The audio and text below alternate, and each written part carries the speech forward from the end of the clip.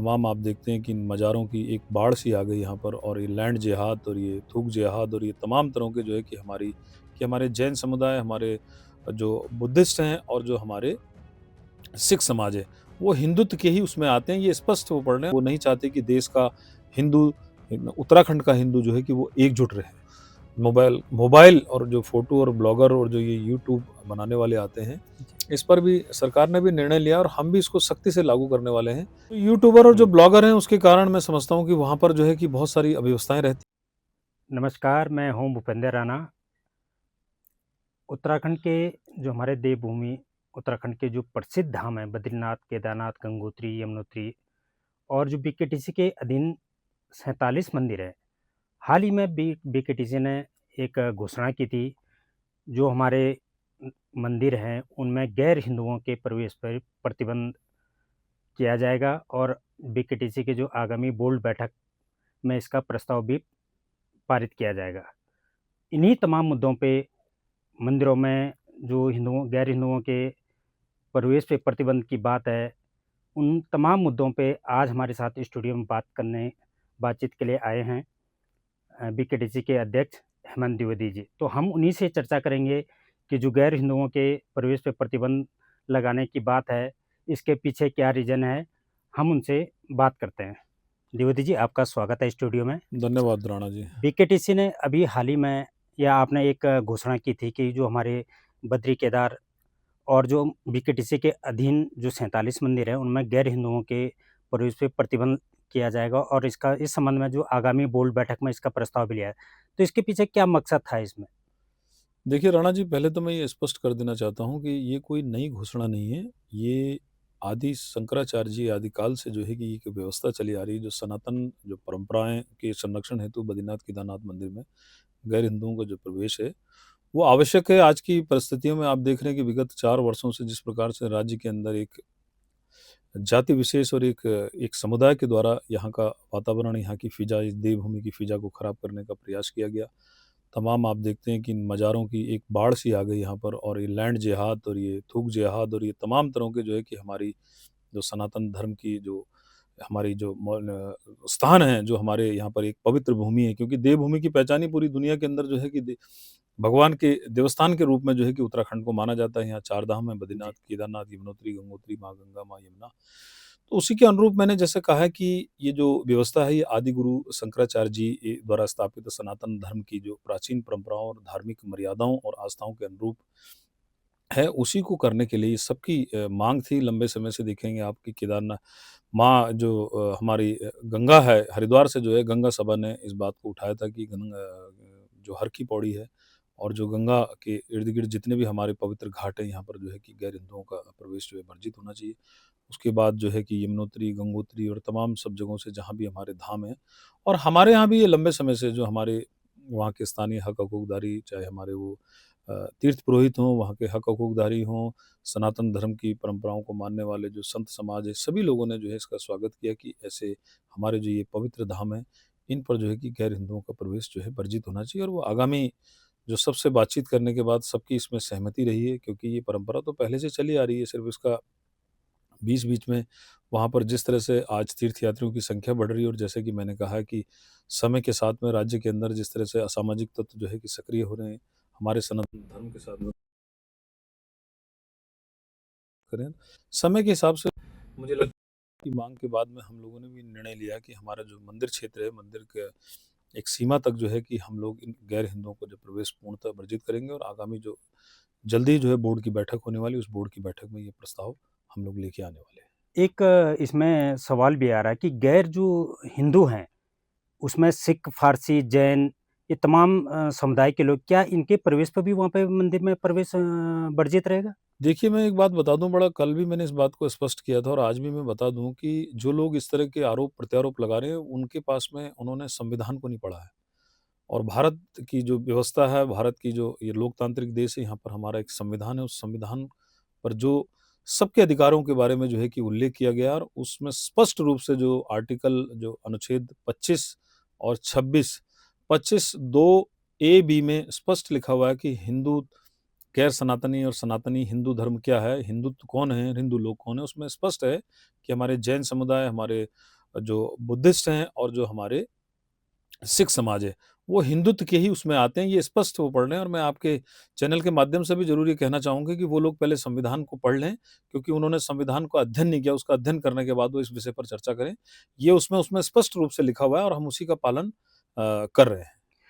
तो जो ये गैर हिंदुओं का प्रतिबंध की बात है,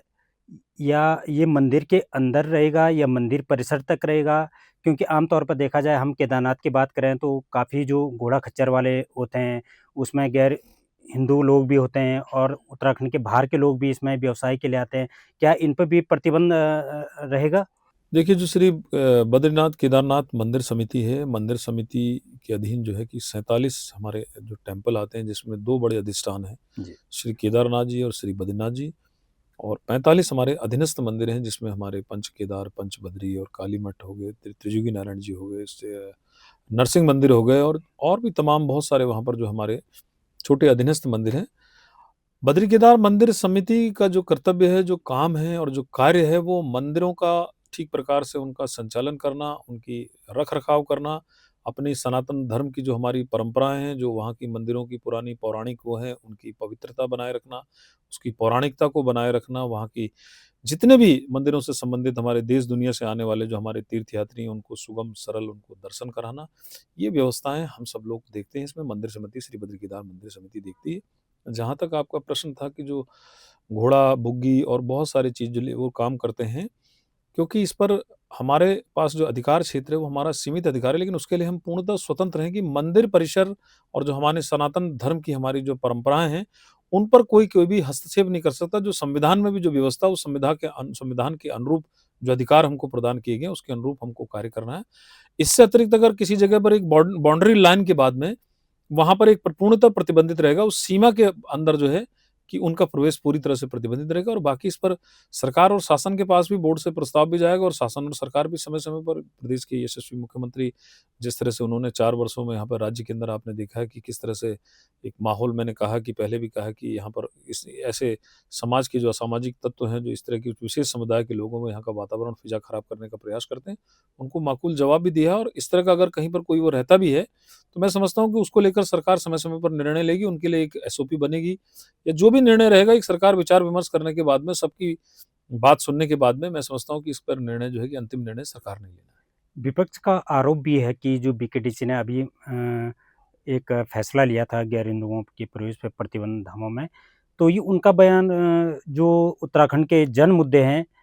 उससे ध्यान भटकाने का है, ऐसा विपक्ष का आरोप है। आप क्या मानते हैं? देखिए, विपक्ष के पास तो इस समय कोई मुद्दा ही नहीं है देश के अंदर। वो इसी तरह की बातें करके जैसे कि पहले भी उन्होंने दिग्भ्रमित करने का प्रयास किया कि साहब जो है कि गैर हिंदुओं में तो साहब वो जो है कि सिख समाज भी नहीं आ सकता है, उसमें तो जो है जैन समाज भी नहीं आ सकता है। जी। मैं अपने विपक्षी मित्रों से ज़रूर ये कहना चाहूँगा कि पहले संविधान का अध्ययन कर लें वो ठीक प्रकार से, उसको पढ़ लें और उसमें तब उस पढ़ने के बाद में वो ये सब चीज़ों की चर्चाएँ करें। मैं ये बात को कहता हूँ कि ये आरोप तो मेरा उनके ऊपर है कि वो इस तरह के आरोप-प्रत्यारोप लगाकर इस राज्य की जो है कि वो जो हमारी एक देवभूमि की एक पहचान है, देवभूमि के रूप में इस उत्तराखंड राज्य की जो पहचान है, यहाँ की फ़िज़ा को ख़राब करने का वो प्रयास कर रहे हैं। वो नहीं चाहते कि देश का हिंदू उत्तराखंड का हिंदू जो है कि वो एकजुट रहे।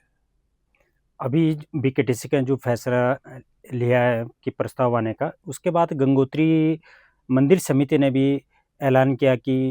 गैर हिंदुओं का मंदिर में प्रवेश वर्जित होगा। ऐसी कोई आपके संज्ञान हाँ, में? निश्चित ही बहुत अच्छा उनकी मेरे से वहाँ के उनके पदाधिकारियों से भी बातचीत हुई और उन्होंने भी इसका स्वागत किया और उन्होंने कहा कि हम तो बहुत लंबे समय से उन्होंने तो इसको लागू भी कर दिया है। जी, गंगोत्री जो धाम है, वहाँ जी। के जितने भी हमारे जो हक-हकूकदारी हमारे जो स्थानीय वहाँ के तीर्थ पुरोहित हैं और जो मंदिर समिति का संचालन करते हैं, उन्होंने तो तत्काल इसको लागू कर ही दिया है जी। और हम भी इसका स्वागत करते हैं। अच्छा है, सभी लोग इसको चाहते भी हैं। देवभूमि के अनुरूप है, उत्तराखंड के अनुरूप है यहाँ की। तो बीकेटीसी में कब से जो बीकेटीसी के अधीन जो मंदिर आते हैं, उनमें कब तक लागू होने की बस संभावना? हमारी आगामी बोर्ड बैठक है, एक औपचारिक बोर्ड बैठक में ये प्रस्ताव जाना है, प्रस्ताव के बाद में जो है कि हम भी इसको सख्ती के साथ में लागू करेंगे। आप मानिए, हमारे पूरे देश में आज भी मुसलमानों को अंदर भावना इतनी गलत है सनातनों के प्रति। मूल जो हमारा प्रश्न है कि गंगोत्री धाम में मुसलमान का पूर्णतः वर्जित होना चाहिए और जो और दूसरी जाति के लोग हैं, जैसे सरदार हैं, जो सिख धर्म के लोग हैं, वो तो हमारे उनसे बड़े संबंध हैं बचपन पहले से ही, हमारे सनातन से ही निकले हुए लोग हैं। बुद्धिज़्म भी सनातन से निकला हुआ है। लेकिन मूलतः मेरा जो प्रश्न है, जिनके अंदर हम लोगों को काफ़िर माना जाता है, तो क्या मतलब है कि हम उनको अपने मंदिरों में प्रवेश करने दें? तो सबसे मूल हमारा प्रश्न है कि जो मलिच है, जो मुसलमान हैं और जो विदेशी है ईसाई, इन लोगों को हमारे मंदिर में प्रवेश नहीं होना चाहिए। ऐसी मेरी हम लोगों ने आपस में बात की और ये निर्णय लिया। जय गंगा। कहाँ पे होंगे ये? मुखवा में भी होगा या अभी तो हम इसको गंगोत्री से ही प्रारंभ करेंगे। मुखबा का तो अभी 1-2 महीने बाद कपाट खुलना है, तो इसको हम कार्यक्रम प्रारंभ करेंगे गंगोत्री धाम से। इस वर्ष से ही प्रारंभ करना चाहेंगे। जय गंगा मैया की। धन्यवाद। एक गंगा सभा हरिद्वार ने भी हर की पेड़ में जगह-जगह बोर्ड लगाए हैं कि गैर हिंदुओं के जो हमारे घाट हैं, उनमें प्रवेश वर्जित हैं। आप इसको किस रूप में? हाँ, निश्चित ही मैं इसका स्वागत भी करता हूँ और ये अच्छी मैंने जैसे कि पहले भी कहा है कि इस राज्य की जो जो इसकी भौगोलिक इसकी पहचान है, इसकी देश दुनिया के अंदर जो देवभूमि के रूप में इसकी पहचान होती है और हर की पौड़ी तो एक बहुत ही सनातन धर्म का एक बहुत पवित्र स्थल है। देश दुनिया से लाखों, करोड़ों जो सनातन धर्म और हिंदुत्व को मानने वाले लोग हैं, वो सब लोग यहाँ पर आते हैं। हर समाज के लोग यहाँ वहाँ पर हर की पौड़ी में हमारे जो सनातन धर्म को मानने जिनकी सनातन धर्म के प्रति जो आस्था और विश्वास है, वो सब लोग यहाँ पर आते हैं और मैं समझता हूँ कि जिस प्रकार समय की माँग के हिसाब से और राज्य के अंदर जिस तरह का कुछ मैंने बार-बार कहा कि वो लोग यहाँ की जो देवभूमि की एक पहचान है, यहाँ की फ़िज़ा को ख़राब करने का प्रयास करते हैं, ऐसे लोगों के लिए ये प्रतिबंध होना अति आवश्यक है और गंगा जी। सभा ने भी ये बहुत अच्छा कदम उठाया है, इसका हम स्वागत करते हैं। अध्यक्ष जी, अभी हाल ही में आप जो सरकार भी जैसे कालीन यात्रा को बढ़ावा देने के लिए लगातार प्रयासरत है। अभी आप जो शीतकालीन प्रवास स्थल है, आप उनका दौरा करके भी आए हैं। तो इस बार जैसे श्रद्धालुओं में किस तरह का क्रेज़ देखा गया कि जो हमारे केदारनाथ, बद्रीनाथ के जो शीतकालीन प्रवास स्थलों पर, उनमें श्रद्धालुओं का किस तरह का रुझान देखा गया? देखिए, निश्चित ही देवभूमि जो उत्तराखंड है, यहाँ पर जो हमारे 4 धाम हैं, ये देश और राष्ट्र की आत्मा है और पूरी देश दुनिया से यहाँ पर जो है कि करोड़ों लोग यहाँ पर दर्शन करने के लिए आते हैं। लेकिन पुराने समय से क्योंकि एक परंपरा चली आ रही है कि उच्च हिमालय क्षेत्रों में जो हमारे ये धाम है, वहाँ पर हिमपात होने के कारण, भारी बारिश होने के कारण जो है कि वो 6 माह के लिए भगवान जो है कि वो पूजा उनकी भगवान करते हैं और 6 महीने जो है कि उनकी पूजा नर और नारायण की जो बताया गया है कि ऐसी वहाँ पर पुरानी पारंपरिक व्यवस्था है। वो स्थान जो है कि भगवान जब क्योंकि वहाँ पर जिस तरह से भारी हिमपात के कारण मंदिरों के कपाट 6 माह के लिए वहाँ पर बंद हो जाते हैं, लेकिन उनकी बिगड़े डोली जो है उनके स्थान तय हैं। श्री केदारनाथ जी की जो डोली है, वो ऊखी मठ में वहाँ पर स्थान है, उस ऊखी मठ जी। में वो वहाँ पर स्थापित रहते हैं और भगवान बद्रीनारायण जी जो है वो शंकराचार्य जी की गद्दी जो है वो जोशीमठ मंदिर, नरसिंह मंदिर में वहाँ पर स्थापित है और भगवान गरुड़ और भगवान कुबेर जी जो है वो पांडुकेश्वर में वहाँ पर जो है कि वो विराजमान रहते हैं। तो सारे लोगों ने इस बार जो ये प्रचार-प्रसार माननीय प्रधानमंत्री जी ने इसका मखोबा में जब वो आए थे उन्होंने शीतकालीन यात्रा को बहुत बढ़ावा भी दिया और हम तो सौभाग्यशाली हैं कि हमारे देश के प्रधानमंत्री जी का इस छोटे राज्य के प्रति उनका एक विशेष लगाव है। ये हम सब के लिए बड़ी गौरव की बात भी है और हमारे मुख्यमंत्री जो हमारे प्रदेश के यशस्वी मुख्यमंत्री हैं वो निरंतर आप देखिए कि इस उसको आगे बढ़ा रहे हैं। उन्होंने शीतकालीन यात्रा का शुभारंभ गत वर्ष किया था, उसके बाद प्रधानमंत्री जी आए थे और शीतकालीन यात्रा के दौरान इस बार काफ़ी संख्या में लोगों तक ये बात पहुँचाने का प्रयास किया गया कि आप लोग आइए और पूजा और व्यवस्थाएँ जो दर्शन की व्यवस्था है, वो उसी प्रकार से जो है कि नीचे जो हमारे जो इनके गद्दी स्थल है, वहाँ पर आएँ और इस बार लगभग 30,000 लोगों ने जो है कि शीतकालीन यात्रा के दौरान जो है कि यहाँ पर 4 धामों में पहुँचे हैं। बद्रीनाथ जी, केदारनाथ जी में तो हमारे यहाँ लगभग 30,000 के तीर्थयात्रियों ने जो दर्शन किया। सरकार ने उसको लेके काफ़ी प्रचार-प्रसार भी किया। बद्री केदार मंदिर समिति के हमारे सभी स्टाफ, हमारे कर्मचारी, हमारे तीर्थ पुरोहित सभी लोगों ने जो है इसमें पूर्णतः बहुत सहयोग किया और लगता है कि आगामी आने वाले समय में धीरे-धीरे क्योंकि लोगों के मन में एक भ्रम है पहले से कि कपाट बंद का मतलब है कि कपाट बंद हो चुके हैं, अब वहाँ जाने का वहाँ सड़कें बंद हैं, बिजली, पानी सब कुछ वो है, दुकानें बंद होंगी, मंदिर बंद हो गए हैं। लेकिन इस बार काफ़ी सरकार द्वारा भी जो है राज्य सरकार के द्वारा माननीय मुख्यमंत्री द्वारा जो है कि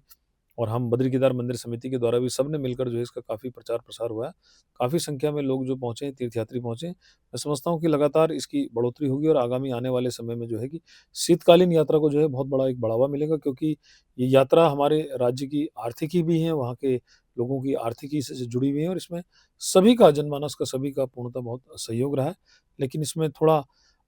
समय जो शीतकालीन यात्रा को लेके लोगों के जो देश दुनिया से जो तीर्थयात्री आते हैं, उनको ले उनकी जो भ्रम की स्थिति उनके लिए बनी हुई है, उसको लेकर और प्रचार-प्रसार करने की आवश्यकता है और प्रचार-प्रसार हम करेंगे और लगातार मैं समझता हूँ कि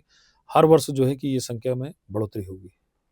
आगामी चार धाम जो हमारी यात्रा है वो लगभग अप्रैल माह से शुरू होगी। बद्रीनाथ धाम के जो कपाट खुलने की तिथि है वो 23 अप्रैल तय हो चुकी है। तो इस बार भी अक्षय तृतीया 19 अप्रैल को आ रही है, तो जो परंपरा है हमारी, जो गंगोत्री यमुनोत्री धाम के कपाट खुलने की जो तिथि होती है वो अक्षय तृतीया के दिन ही खुलते हैं। हालाँकि उसकी मंदिर समिति तिथि विधिवत रूप से घोषणा करेगी। बीकेटीसी की जो हमारे बद्रीनाथ केदारनाथ धाम है प्रमुख, यहाँ पे काफ़ी भीड़ भी रहती है